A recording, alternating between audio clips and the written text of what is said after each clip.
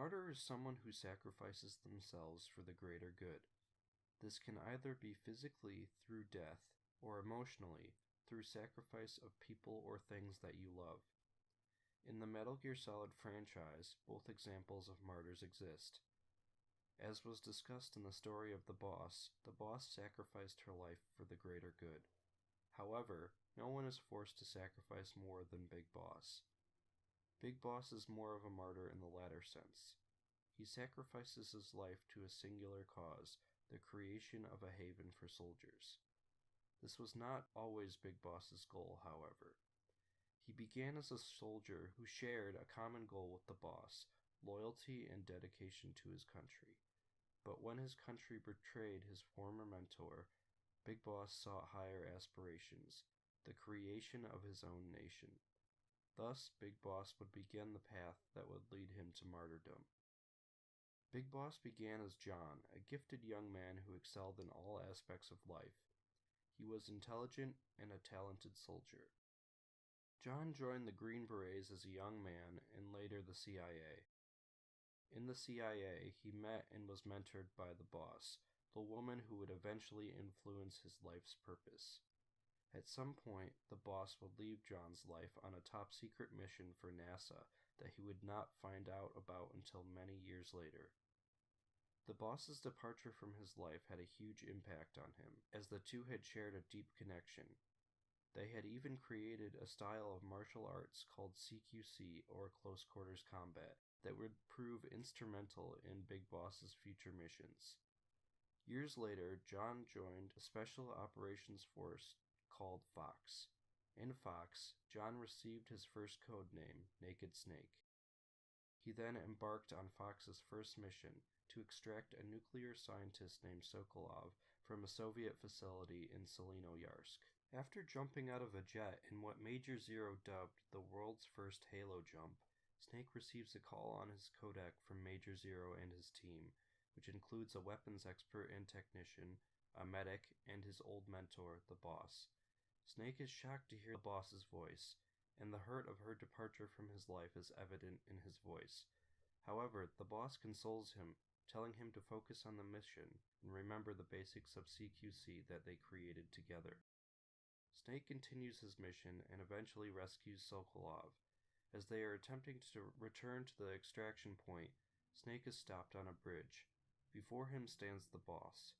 She is not there to help Snake, however, and she beats him down and announces that she is betraying the United States. Snake, dazed and confused, attempts to fight back, but as he does so, Sokolov is snatched from him into a helicopter. While witnessing these events before him, Snake and the boss are approached by Volgin, a Soviet commander. It is clear that the boss has sided with the Soviets. In a fit of anger, confusion, and pain, Snake once again attacks the boss, but this time she dismantles his gun and throws him off the bridge into the river below. But not before Snake can grab hold of the boss's headband, which he rips from her as he descends into the depths below. As Snake lays below the bridge, broken and betrayed, he gets a call from his medic, attempting to explain to him how to fix his broken bones. Snake has failed his mission and watches in terror as a rocket is launched from the helicopter that took Sokolov onto Russian territory. Later, Snake returns to Selino-Yarsk with renewed vigor. Upon his return, he finds the boss's white horse standing alone. He approaches the horse and is greeted by an attack from the boss from behind. He attempts to stop her, but he is defeated and his gun is dismantled once again.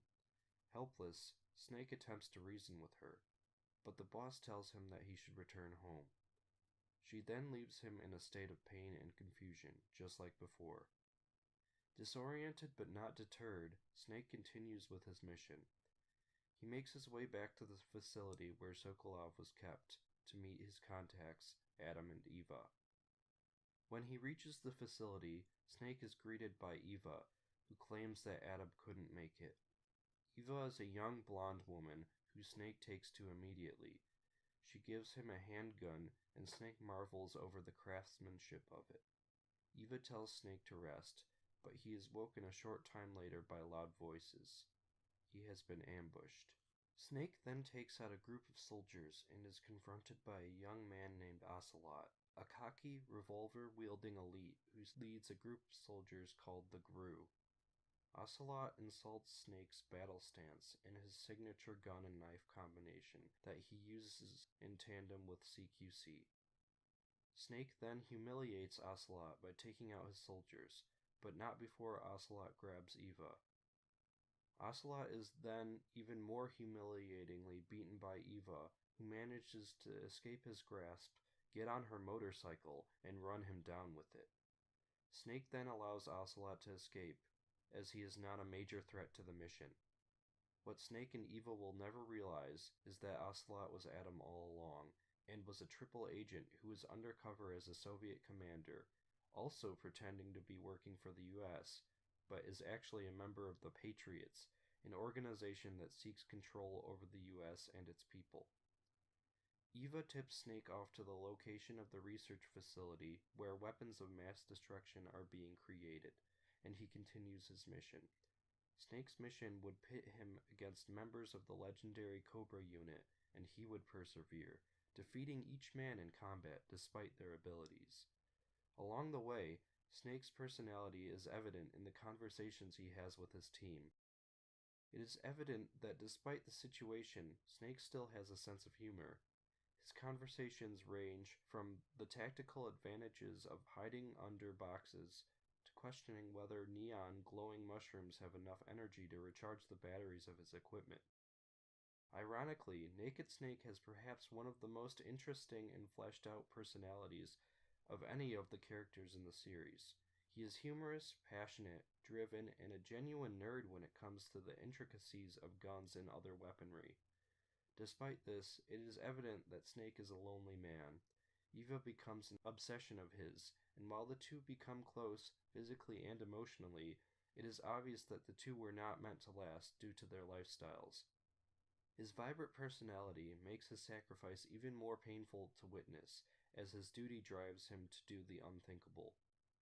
After stopping the Cobra unit, Ocelot and Colonel Volgin and his Shagohod, the world's first Metal Gear, Snake is pit against the most influential person in his life, the boss.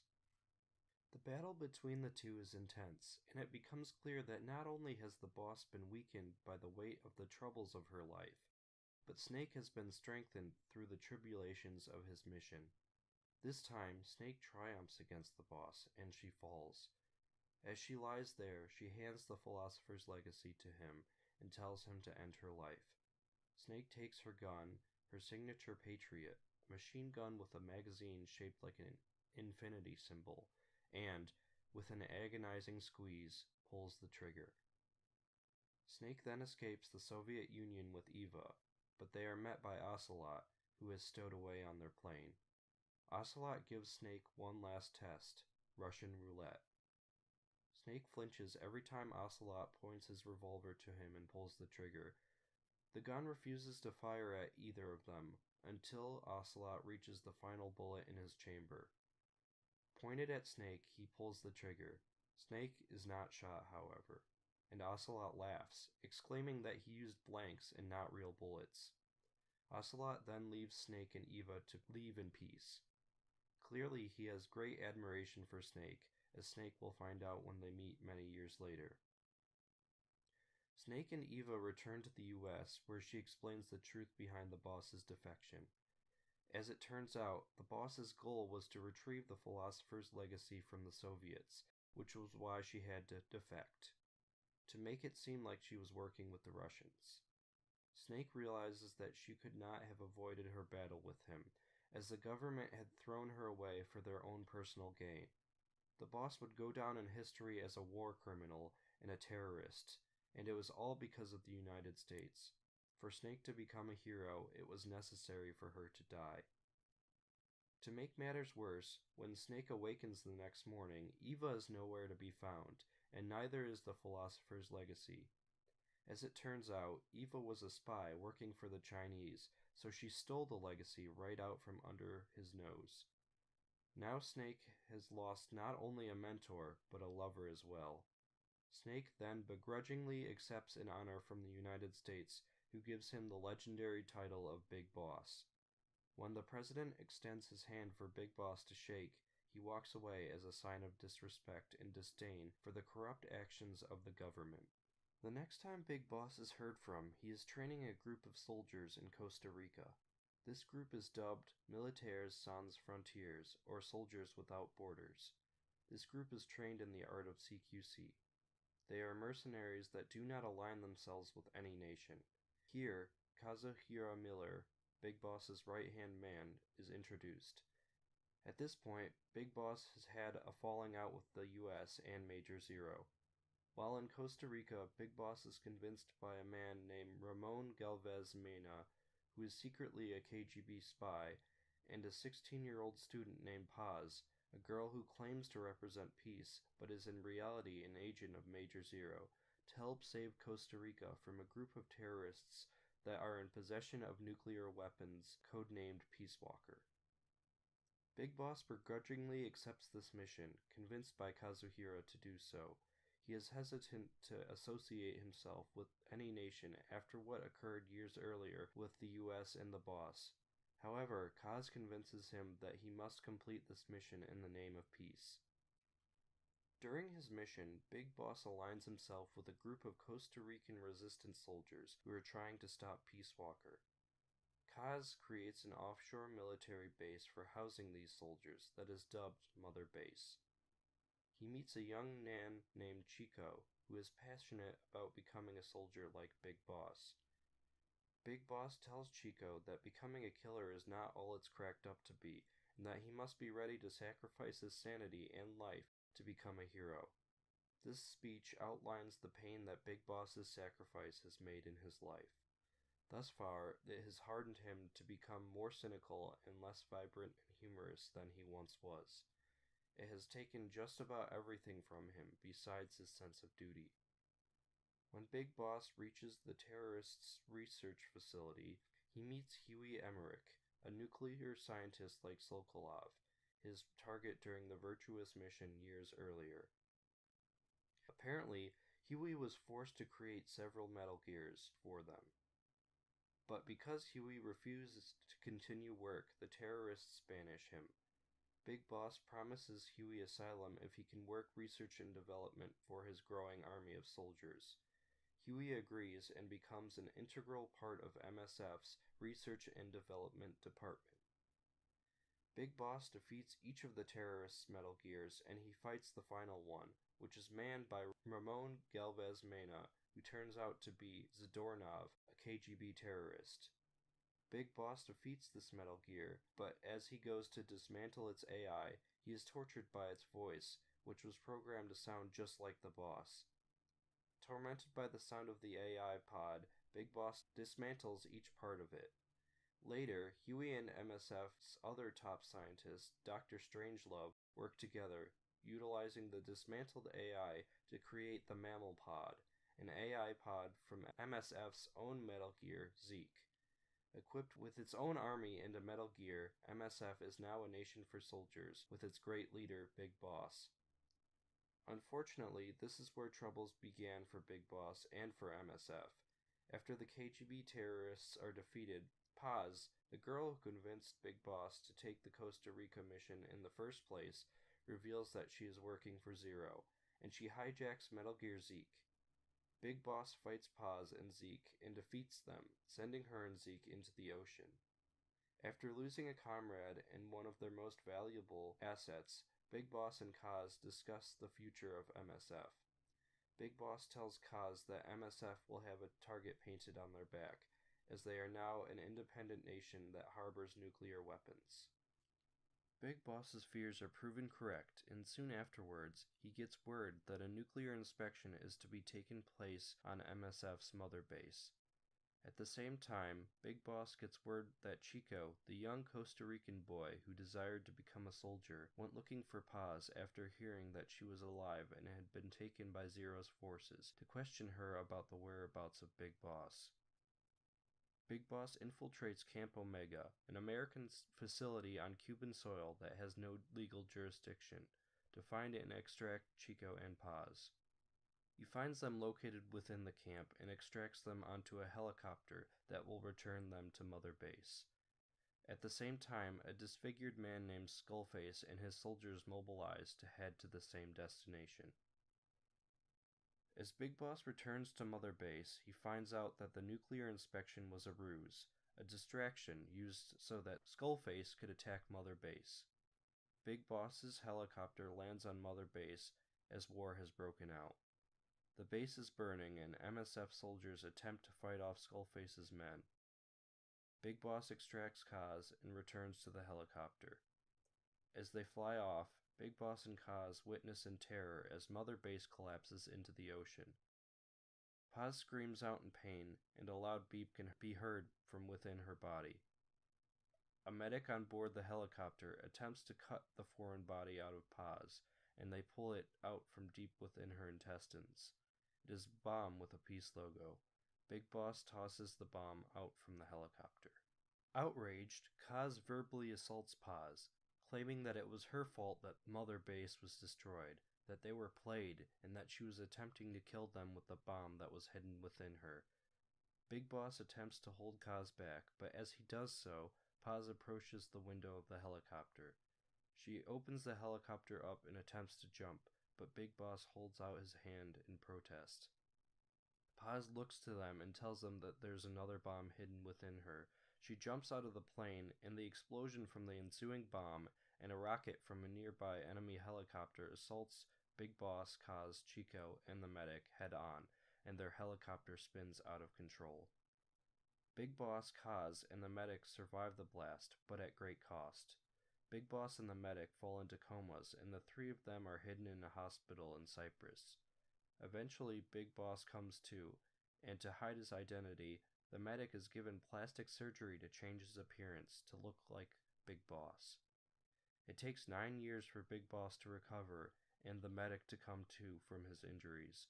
At this point, Skullface's forces have found the location of their hospital, and the real Big Boss and the new, fake Big Boss are forced to escape the hospital together. During this escape, they are assaulted by unreal horrors, such as patients being killed before their eyes and a man with the power to manipulate fire nearly killing them. They escape the hospital in a truck, but are separated when the truck crashes. It is at this point where Big Boss and Venom Snake, the imposter Big Boss's, stories diverge. Ocelot reunites with Big Boss, pulling him from the wreckage of the truck.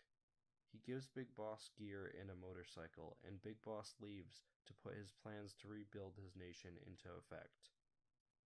Not much is known about this part of Big Boss's life because he goes underground, while Venom Snake, Ocelot, and Kaz do most of the wet work for him. What is known during this time is that Big Boss creates a new special forces unit called Foxhound, the unit that his greatest adversary will eventually join. Once Venom Snake has successfully recreated Mother Base, Big Boss establishes this new nation called Outer Heaven. It is here that Big Boss officially becomes a villain. Fueled by his hatred of Zero, who he blames for the destruction of the original Mother Base, he declares war on him. At this point, Big Boss and Zero's ideals to create the boss's ideal vision of the world become separated. Big Boss leaves instructions for Venom Snake, who, acting as Big Boss, leads Foxhound in its first mission, infiltration of Outer Heaven. Big Boss has a greater goal for this mission, destruction of U.S. Special Forces. However, the unexpected happens, and Foxhound and its elite soldier, Solid Snake, prevail in stopping Venom Snake and his nuclear weapons. With Venom Snake dead, Big Boss returns with a new Outer Heaven. Once again, Foxhound is sent in to stop Big Boss. This time the unit is led by Colonel Campbell, Solid Snake's commander on both this mission and his later mission during the first Metal Gear Solid game. Solid Snake prevails once again and burns Big Boss alive. The Patriots have different plans for Big Boss, however. They have Big Boss resuscitated, and skin is used from the dead Solidus Snake to repair his burns. After being revived, Big Boss retrieves the aging and nearly dead Zero and returns to the boss's grave to finally settle the score between the two. Here he finds Solid Snake, who has aged at an accelerated pace due to a virus that was placed in his body. As Solid Snake is about to end his own life, Big Boss stops him and explains to him the story of what happened between him, Zero, and the boss. What Big Boss realizes is that he was wrong all along. He acted all for revenge and hatred of a corrupt government, and only worked for personal gain rather than for the good of humanity. He ends Zero's suffering by pulling out his life support, killing him. Big Boss and Solid Snake share a final moment of understanding with one another, and, finally at peace, Big Boss dies. An essential theme is created through the story of Big Boss. This theme is that revenge will only lead to suffering. Big Boss lived practically his entire life trying to right the wrong of his mentor's death. Unfortunately, this led him down the path of martyrdom. He would have to sacrifice much of his life to achieve his goals. Fortunately, the world would be left in better hands, the hands of his son, Solid Snake.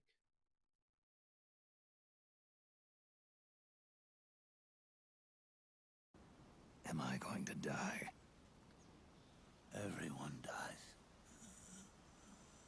You can't stop it. You can't run away from it. Let me tell you something.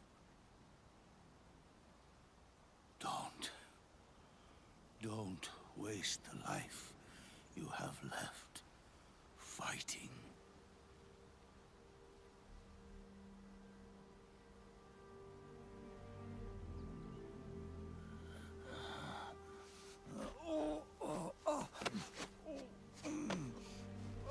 I never thought of you as a son, but I've always respected you as a soldier and as a man.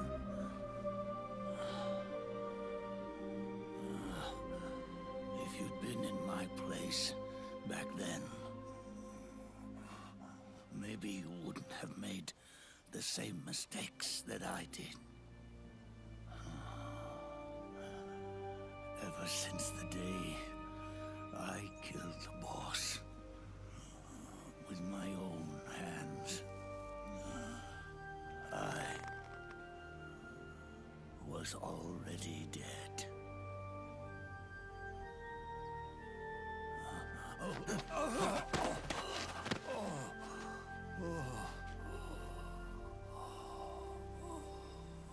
Boss, you were right. It's not about changing the world. It's about doing our best to leave the world the way it is. It's about respecting the will of others and believing in your own.